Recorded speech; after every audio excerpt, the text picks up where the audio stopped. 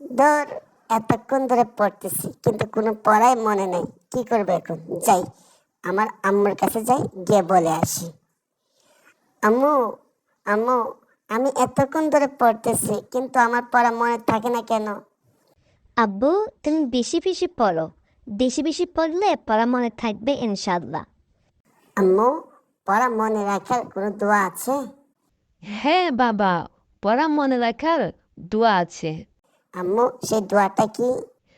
হ্যাঁ শোনো, আমি তোমাকে সেই দোয়াটি বলে দিচ্ছি, তুমি মুখস্থ করে নেবা কেমন? জি আম্মু জান, দোয়াটা বলেন। হ্যাঁ, দোয়াটি হলো রব্বি জিদিনি আইলমা, রব্বি জিদিনি আইলমা, রব্বি জিদিনি আইলমা। এই দোয়াটি তুমি বেশি বেশি পাঠ করবা কেমন? এই দোয়াটি পাঠ করবা এবং দুরূদ শরীফ পাঠ করবা। দেখবা তোমার স্মরণ শক্তি বৃদ্ধি পাবে, তোমার মুখস্থ শক্তি বৃদ্ধি পাবে, তোমার পড়া মনে থাকবে ইনশাআল্লাহ।